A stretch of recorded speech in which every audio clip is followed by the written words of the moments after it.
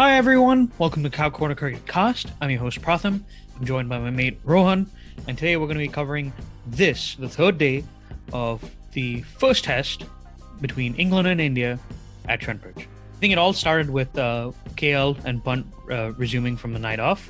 Punt playing like a daredevil as usual, going down the pitch to smack Jimmy Anderson back, edging, missing a bunch of times. He got out quickly, and then after that, it was a matter of Jadeja coming in and stitching a really crucial partnership with Rahul, who batted till about 84, then got out to some probing testing spell of bowling from Jimmy Anderson, after which Jadeja continued to serenely march onwards to his 50, a very crucial 50. And then after that, we saw him come together for a bit with the tail, the Indian tail for once, who played sensibly, except for Bumrah. Except for the greatest innings of all time. It's better than the Jack Leach one not out. Yeah. Bumrah and Shami switched places. Shami went into Gillespie block mode. Bumrah went into Shami, I'm just gonna whack it out of the park mode. And both were. It's there. The ball is there. I shall see it there, and I shall whack it. Yeah. No, it was great. It was really entertaining. But in the end, Robinson came back, got the ball to bounce a lot, and cleaned up the tail. And India all out for 278, which is, I would say, India would take. It's a close to 100-run lead. That's fantastic. Yeah, I mean, I think India after the first innings clearly out ahead.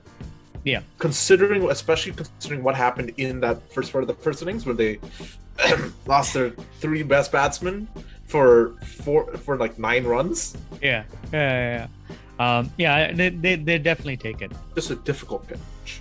You can score quickly on this pitch.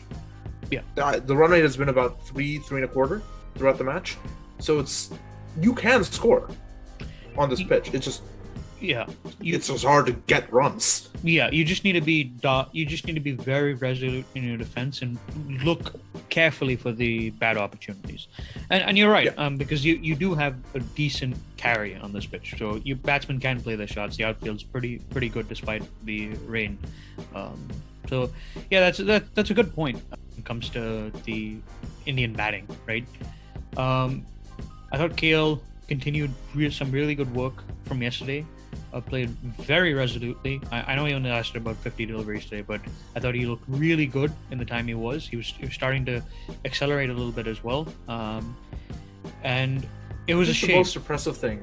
I think the most impressive thing about KL in this thing, and it comes to a shame, like when he gets out, he didn't drop below 78% control, according to ESPN Cricket Info. Basically, he didn't play bad shots.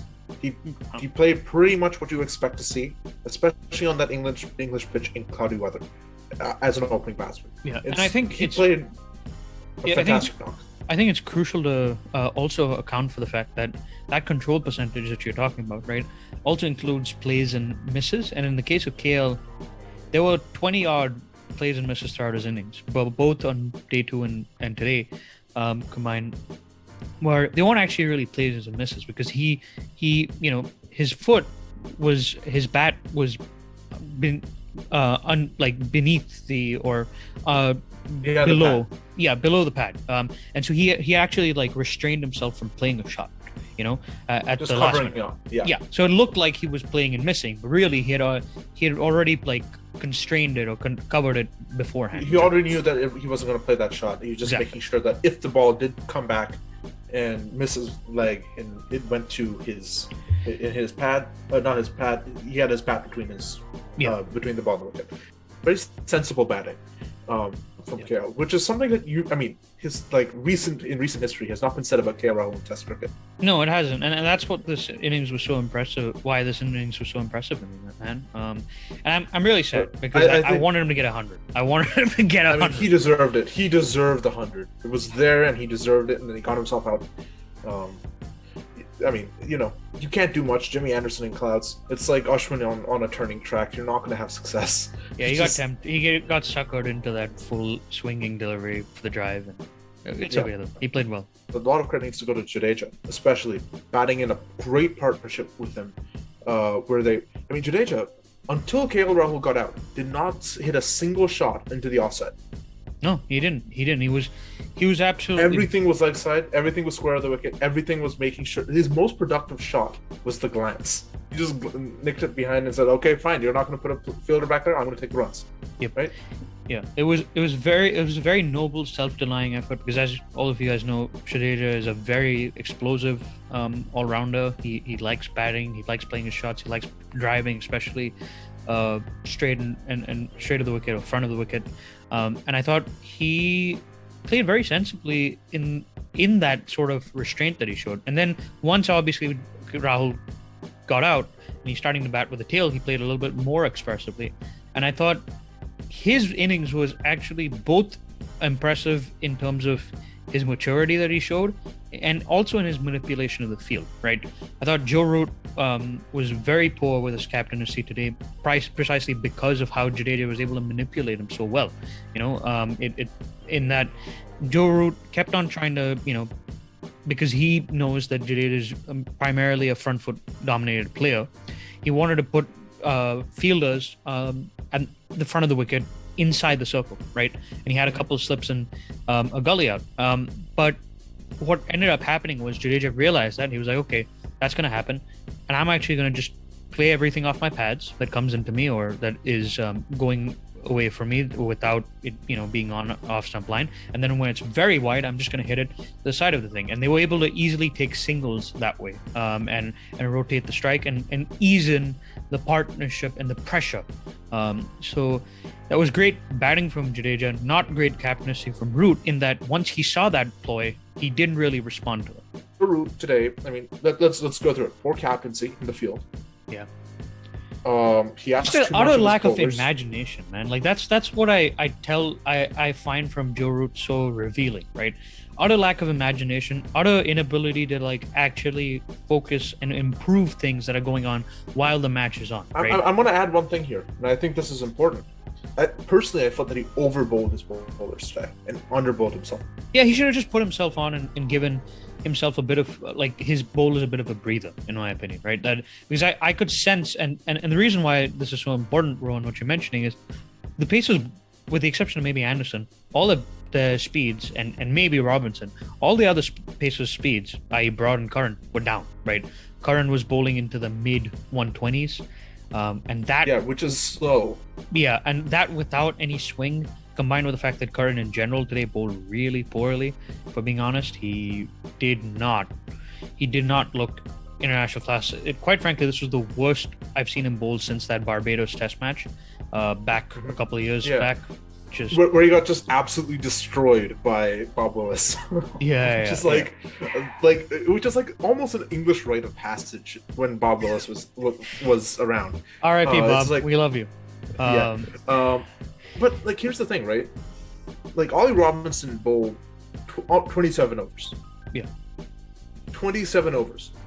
You're counting on Ollie Robinson in Australia. When it's going to be hot, it's going to be tiring. He cannot do that in Australia. Yeah. Even bowlers that have fantastic fitness cannot do that in Australia. The exception is Pat Cummins, and Pat Cummins is the best the exception to every rule when it comes to seam bowling. Yeah. No, I thought it was really poor for him to not. I mean, he even has Lawrence, right? Lawrence could have come in and bowled a couple of overs. He's bowled them in the part time. Just break a few partnerships. Don't let the tail wag. Just get through the overs. Give Jimmy and Stewart, because what happens if you get bowled out with a lead of 100 and you need Stuart Broad and Jimmy Anderson and Ollie Robinson to bowl non-stop to try and get you back into this match? You're up a creek without a paddle. India's tail wagged today. The likes of Shami and Bumrah were able to bat the way they were able to. I would argue, largely because there's this England team, sort of like the Indian team, funny enough, without Bumrah, lacks the ability, or I should say, an informed Bumrah lacks the ability to clean up tails, right? And that's going to matter a lot in Australia when they go to the Ashes. It's going to matter a lot in Test matches in general. And the only bowler who, quite frankly, bowled well enough against the tail or the lower order was Ollie Robinson. And the reason why he was able to do that is for two reasons. It is related. Bounced. Exactly. The two things that get tailenders out, if you've noticed historically, even in the last 5 years, it's when you bring in the spinner and you give him some overs, because tailenders have this instinct of trying to whack, a spinner out of the pack. After I've seen this guy play in a club match, and Yeah. I've battered every spinner in a club match. Yeah. And then it's there's a difference that you only play against spinners in club match. It's almost like a Stockholm syndrome in a way, right? Because like you're getting so much pace, and then you get the one guy who's slower. Even if he's turning it, you're like, nah, I need to tonk him at some point, and they can't resist usually, and they struggle. But they didn't have a recognized spinner. But Robinson, the reason why he was so effective, he bowled brilliantly today, by the way, is very testing, probing spells around that fourth and fifth sub channel. Took a fifer. Yeah, first fifer, wonderful stuff. Robinson was effective because he was getting more bounce than any of the other bowlers. Even though he wasn't bowling quicker than, say, even Jimmy, he was bowling and getting significant amounts of bounce to unsettle the tailenders. And that's what happens. When you get a lot of bounce or pace or spin or get a spinner on, it changes the psychology of a non-established bat, because they're now fearing, okay, I might actually get hit here, or I might be too complacent in the case of a spinner, right? And that was missing apart from Robinson. I do want to bring in one other thing specifically about the tail wagging and how that might be a problem, if that's okay with you. Yeah. Best team in the world having the tail wag? Australia. Yeah. So worst team. So you're gonna need to handle that issue, and if you believe that Jack Leach or Dom Bess is gonna be your guy in the Ashes, you have to give him overs. You have to give him overs against Indians. You have to give him overs in difficult test match situations, especially if you only care about winning the Ashes. Yeah, that's what you got to do. It's an Ashes year. You got to prepare for that. Like, it's coming. Yeah, and I will also say it's super important, and it puts extra pressure on a guy like Robinson and any of the other quicks who aren't playing in this match to go to Australia and clean up the tail and do well in that situation, because there are signs that Stuart Broad, for instance, right, isn't quite looking like the bowler that he should. He looked very innocuous in this match. Not as bad as Curran, because he has more discipline. Curran would be going and searching for those magic balls and would be drifting onto leg stump because he wants to swing it from leg and middle to off and so forth. And to be fair to Curran, he has been very good at doing that specifically. Yeah, but I mean, it clearly didn't work today. Yeah, he didn't have it today, but yeah. But Broad in this specific situation, right, looked very. I think the word that you said when we were talking about it while the match was going on was anonymous, and I'd agree with that. He lacked the zip in the zip that he normally gets off a pitch, even though he was bowling a full length. And that's what's concerning for me, right? A huge reason why Broad often is unsuccessful is that he bowls back of a length stuff, and it's only when he gets into that magic zone where he bowls fuller that he destroys batting lineups. And what was disappointing for me was that he was bowling fuller today, but he just wasn't getting that zip. That's a worrying sign. I will also say, only played a couple of overs out, but England's batting today, first up, wasn't bad. I thought Burns and Sibley were restrained. I think Burns in particular, he almost got done in by the three-card trick from Bumrah, where Bumrah gets one to swing away, and then he brings it back in. But then Bumrah screwed up, and Bumrah bowled one that was on his pads, and he tucked it away. But I thought they played sensibly against a testing spell from Bumrah, who again was really good, bowled a fullish to good length. Was getting the ball to move Jag off significantly from the wicket. And then I thought Siraj actually bowled better than he bowled in the first innings. Obviously, I'll reserve my judgment once I see him bowl the entirety of the second innings, but he didn't quite necessarily have the best seam position still, but he looked to actually be getting the ball, hitting the pitch harder, right? I thought he was a little floaty in the first innings. He was hitting the pitch harder, and he got the ball. I think that's part of him getting the new ball. Yeah, I think that's just part of him getting the new ball. Moving on to predictions, man. What are your thoughts? What do you think England will end up as a total with? What are, I guess, the objectives for both on an English perspective and an Indian perspective on how they need to make sure that the match rolls out in order for them to draw a win? So it looks like whether there's going to be thunderstorms and rain in the area tomorrow. So Yeah. my initial reaction, my initial thought, We're still going to get a day's session. we're probably going to get a session, maybe a session and a half Okay. in. Hopefully. So you've got essentially 120 overs to work with. Yeah, thereabouts. That's 120 overs. I don't think personally. It looks like it's going to be overcast as well.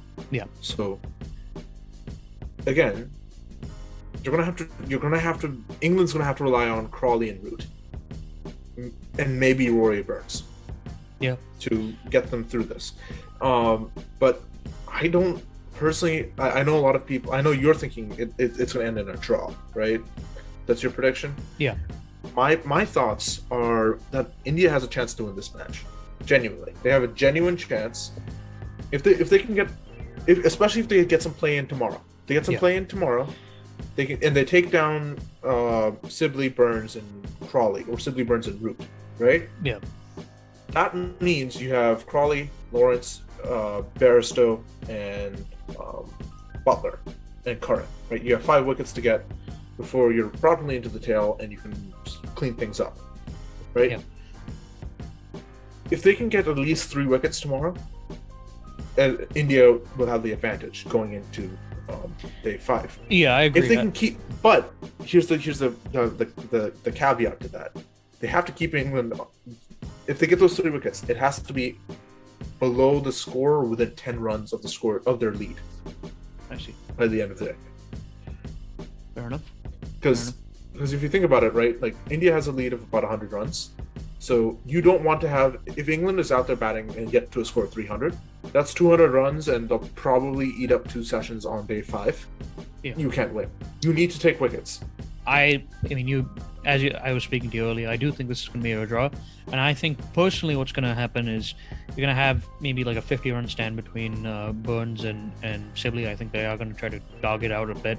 They both get out cheap. I actually do think Root's going to get out cheap. Where I think the match is going to be won is that I've seen Crawley bat now. He's looking in glorious nick. He got really good delivery from Siraj's first innings out. I think Crawley could go on here and play like a match-winning, 75 plus, maybe even 100 score. And if Lawrence, who actually thrives on these sort of low scoring matches from what I've seen in Test match cricket, he seems to play with a little bit more freely and without, with a bit more freedom. And he seems to have that sort of like temperament to, a stomach for the fight, if you will, right? He also can rotate the strike against spinners really well. So he could clearly, like Jadeja, who's out of nick with the ball, he could clearly, exploit that very well. I could see both of those two coming up with a stand. And then England getting to about 250, 275 by the end of that second day's, the final day's second session. And that would stave off a draw for them, stave off a defeat for them, I should say, effectively. So that's my prediction on that. But yeah, man, been a great day of cricket. I think hopefully we get some cricket tomorrow. Yes, that Rain Pereira, go away. Go back to Sri Lanka. They need your help. Yes, and God knows. Yeah. We're gonna need some rain. Yeah, the next coming series. Actually, go to Bangladesh because Australia needs your help. They can't win. they clearly can't. They clearly can't. But on that note, guys, we're gonna be signing off. It's been a pleasure, doing this once more, and we'll be back tomorrow to cover more. So take care, guys. Bye bye. See ya.